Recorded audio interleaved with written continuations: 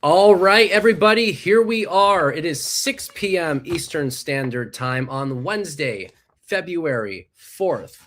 I'm Harrison Smajovits, the beat writer for Atlanta Braves on SI, here again this week for your Atlanta Braves news updates. We're here live on Facebook. We're here on YouTube. For those coming and listening live, we thank you for listening. And for those who will tune in later, we thank you as well. Before we get into anything, I just want to acknowledge the fact that it's just a very crazy day in sports media. It's actually been a crazy last few days, and we'll get into some of that when it's related to the Braves. Saw earlier that the Washington Post, while there had been some rumors, it's now becoming more official that they're shutting down their entire sports departments.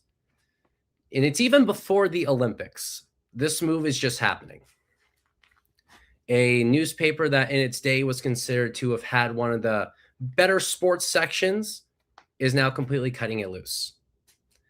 I'm not here to discuss any opinions on the specific paper in general, but a major newspaper cutting its sports department is definitely groundbreaking news nonetheless.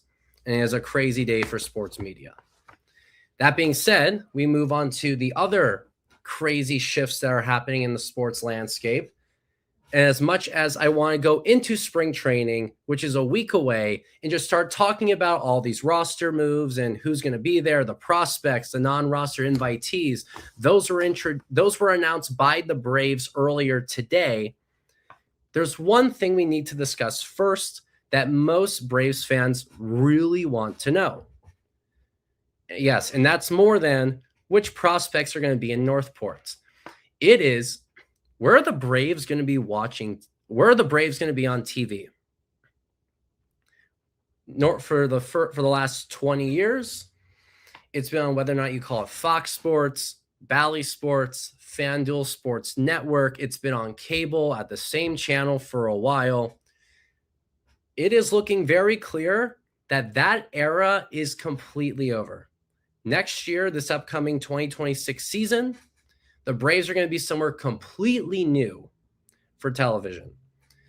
A report came earlier this week that all 9 MLB teams that were with Main Street Sports Group are going to be moving away from them. 6 of them are going to be going to MLB for in-house production. 2 more, the Tigers and the Angels, their current status is up in the air. We aren't sure what they're going to do per reports. The Braves, it's sounding like they're making the move to put together their own network. Now, this is per separate reports. And while the Braves haven't specifically said that's what they're going to do, they have acknowledged reports with the following statement that came from Monday. It was on Monday. I know it's Wednesday. The show's not on Monday, so I'm reading it now. The Atlanta Braves are aware of the reports regarding Main Street Sports Group. While disappointed with this development, we have been actively preparing for this outcome, and we are well on our way towards launching a new era of Braves broadcasting. Throughout Braves country and beyond, we have one of the largest and most dedicated fan bases in sports, as well as one of the most expansive television territories. Keep in mind, they're the entire southeastern United States. That part I really can't disagree with. And we are excited about bringing Braves baseball to our fans in new ways. To our fans, we want to assure you that we will be ready for the 2026 season, and all Atlanta Braves games will be broadcast across the entirety of Braves country.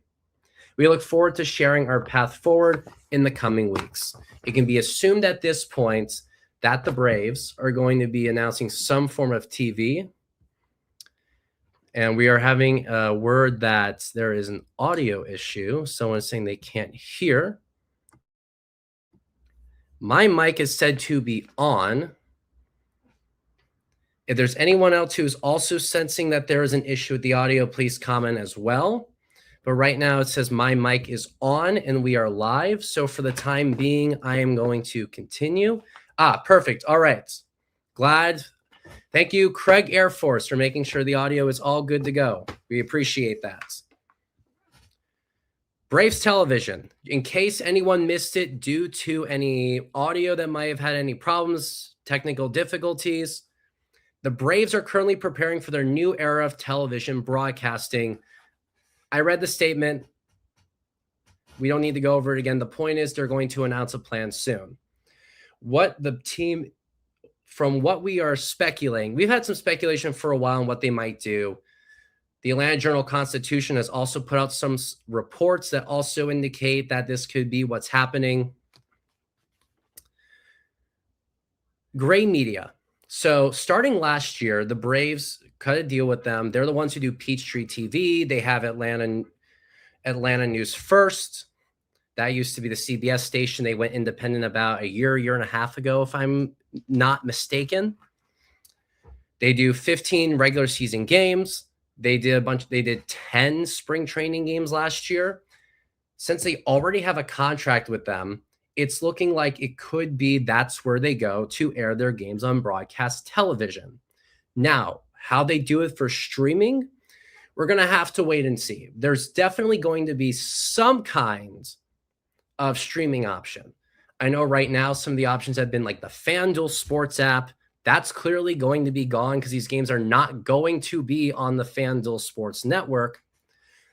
Some of the games have been on Prime. Well, not some of the games. All the games were on Prime if you had that subscription that let you get the cable broadcast on there.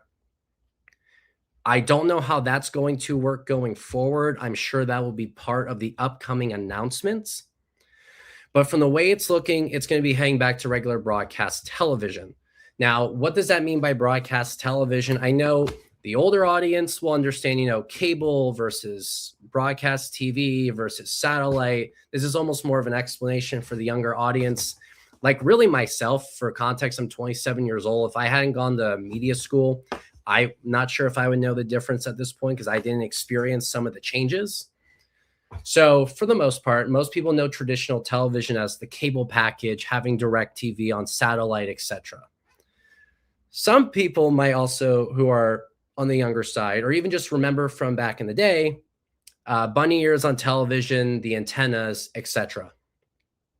These are channels that if you have a modern antenna, you don't need a cable package or a satellite package to get these channels. They are broadcasts. They are over different airwaves.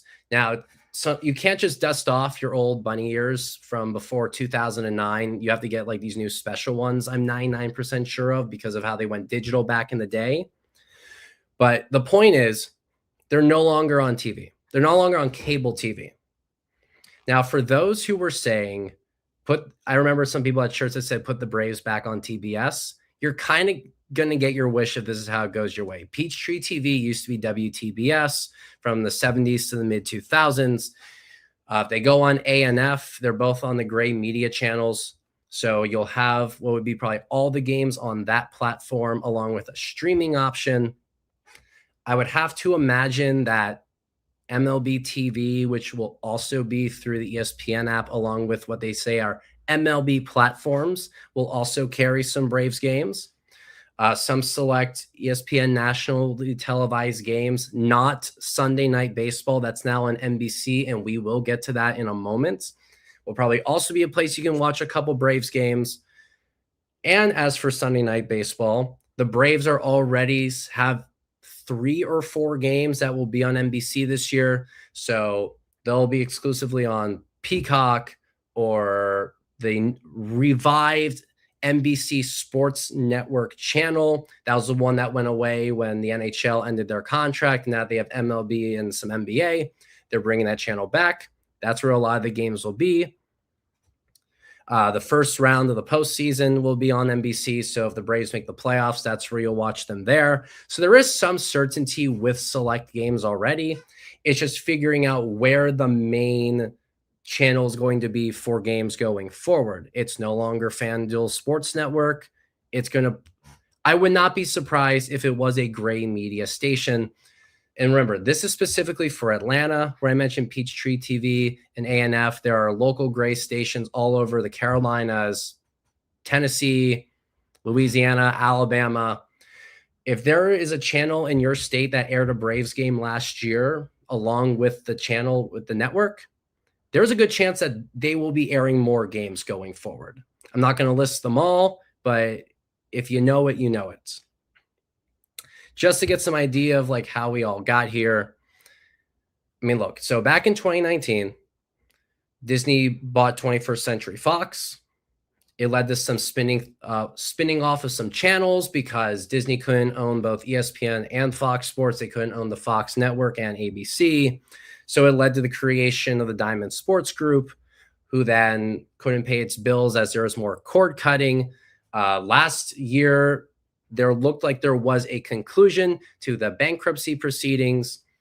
It led to the Braves staying on their network for another year. However, here we are a year later.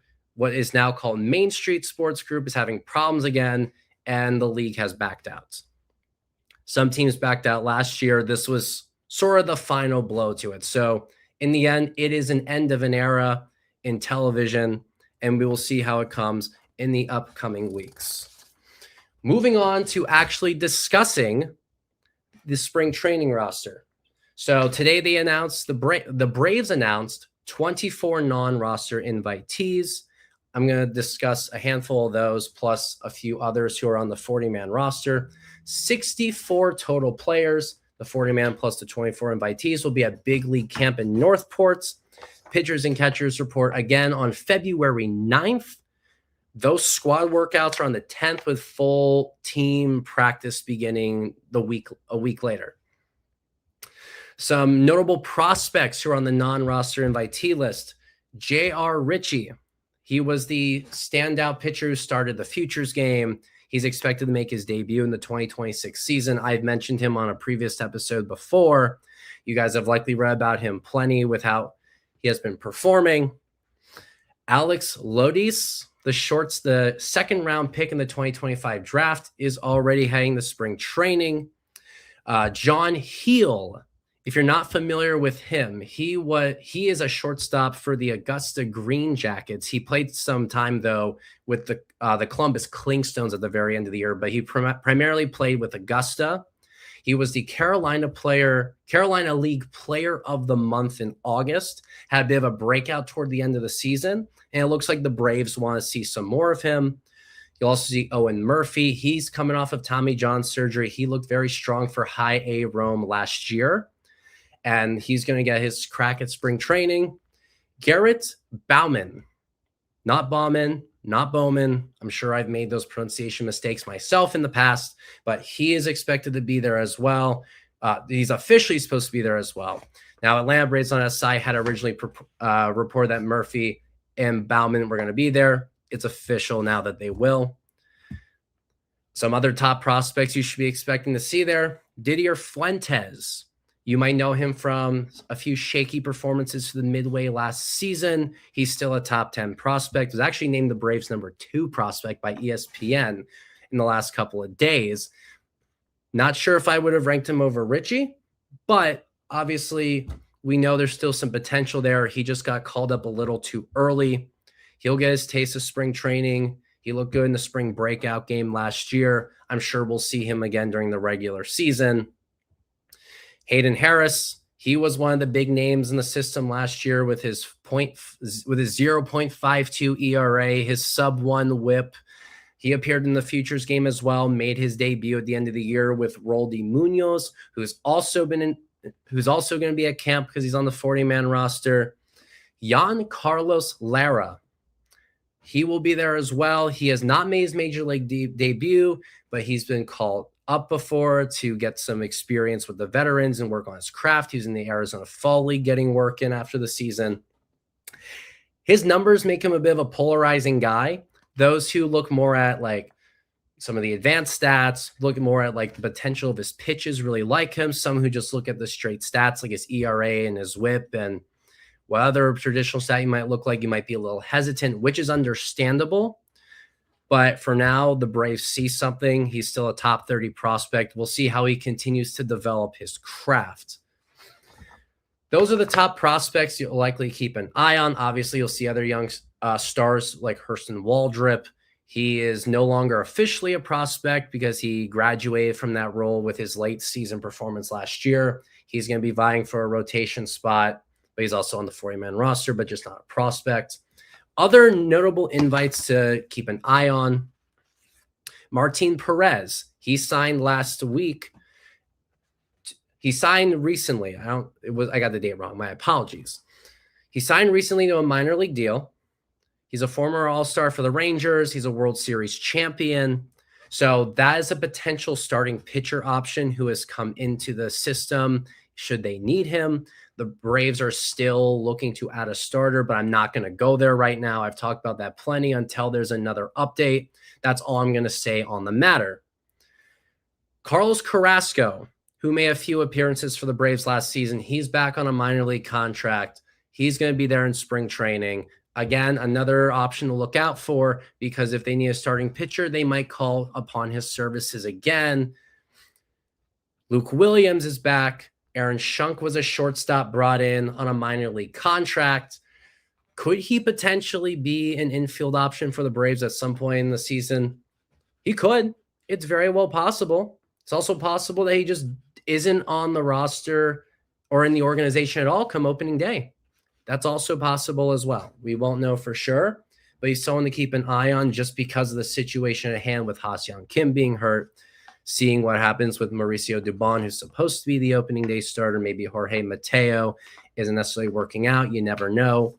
But just because of his major league experience and someone who came in the system who's a shortstop does not hurt to look. Two catchers that Braves fans should be pretty familiar with right now are back. Sandy Leon and Chadwick Trump. Both have been backup catchers for the Braves. Both have seen action over the last few seasons. And the reason why it's definitely noteworthy to look at these two specifically is because of the status of Sean Murphy. We do not know when he is going to be back. We know he's not going to be ready for opening day. It's looking like he's supposed to be back by sometime in May. I mentioned that in the last episode as well, but want to make that clear again.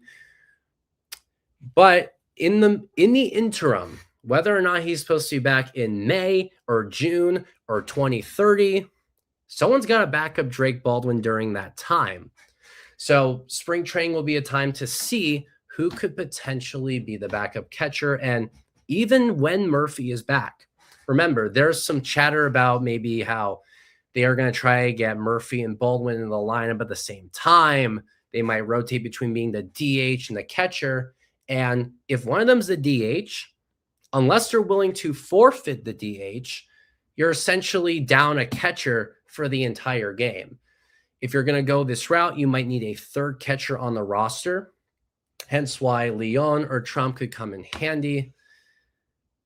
If I had to go with one, I would have to say that the favorite would probably be Leon, just because he was a backup to Baldwin toward the end of last year.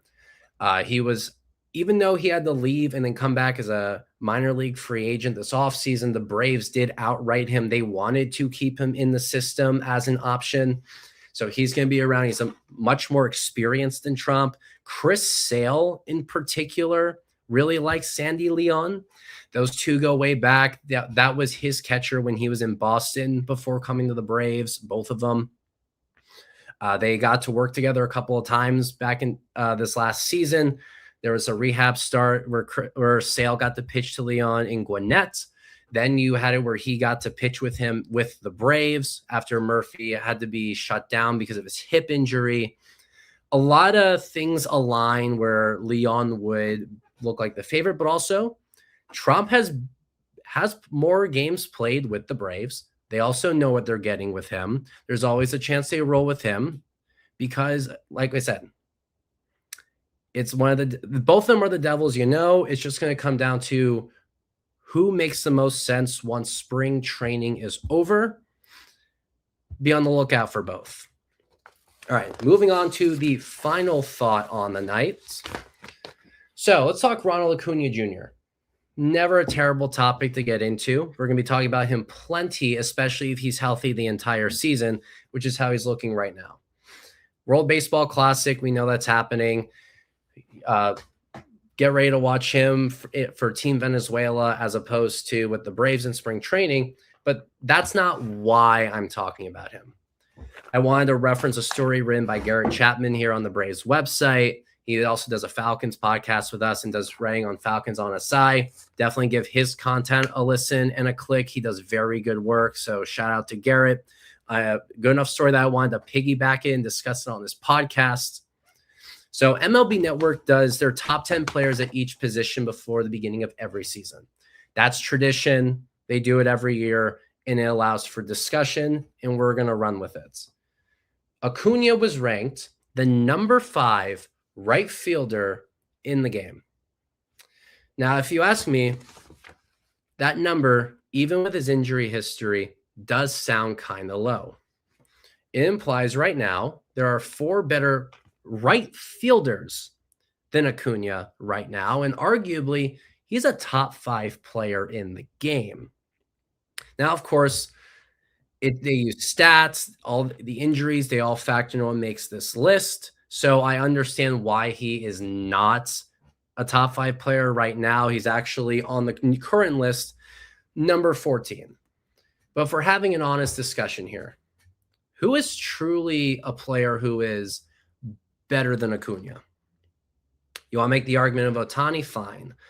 He hits, he can pitch. He's shown he had the 50-50 season. He's the number 1 player. Works for me. You want to make the argument for Aaron Judge? Maybe. I'm sure I can make an argument where Acuna is a better overall player, but his bat makes him one of the top hitters in the game. He's still a good fielder. Fine. Those are 2 where I can say, if you want to say they're ahead of Ronald Acuna Jr., I can't necessarily say that's wrong. But is Juan Soto, Kyle Tucker, or Corbin Carroll? Those are, along with Judge, the 4 players who are ranked ahead of Acuna. Could we say that they are necessarily the better right fielders in the game? Sure. Tucker, guys, big contract. He's probably a top 10 player. Corbin Carroll, he brings speed. He has power. Tucker can also steal bases. But healthy Acuna can do all those at another level. He also has the arm. There are a lot of factors that go into it that we can have this discussion all day. Oh, and Juan Soto, yes. He also had the stolen bases and the home runs this year. I get it. You can look at the stats and you can make an argument for all of them. But from a pure talent perspective, if Cunha is able to be healthy for 150 games, let's say at minimum, he's going to blow all these numbers out of the water. And it's not even close. And if you want to get into further discussion, where do you add pitchers? Like, where do you add Paul Skeens, Tarek Skubal, also top players in the game? I hate to be that guy, but sometimes you do value position players over starting pitchers. Vladimir Guerrero Jr. was ranked ahead of Acuna. That one I can definitely say one good year and Acuna leapfrogs him. And that's saying something because Guerrero is one of the top first basemen in the league. He's not Alonso, but he's definitely one of the most feared hitters in the game. He showed that with his resurgence with the Jays last year in the run to the World Series. It just shows how finicky some of these lists are. It shows how much weight goes into specifically the stats that go into injury history. I just wanted to bring this up quickly at the end of the episode just to see what everyone thought of it. I thought it was interesting. I wanted to carry that discussion forward. After his MVP season, Acuna was actually ranked the number 1 player in the league. So we all know the potential is there for him to be an MVP contender. I'm sure if he's healthy, that's going to happen. If with all these injuries, he's still number 14, I don't think it's going to take much for him to jump and leapfrog everybody again. And on that note, I think we're going to wrap it up here. It's 6:24 p.m. on Wednesday. Thank you all for watching live. For those who are going to be listening in later, we appreciate that as well. Give us a follow, subscribe, hit that little bell for notifications so that you know when the episode is coming and when we are going live on YouTube. Like us on Facebook. We're there live as well. I'm Harrison Smajovits. This is the Braves Podcast, and we will see you next time.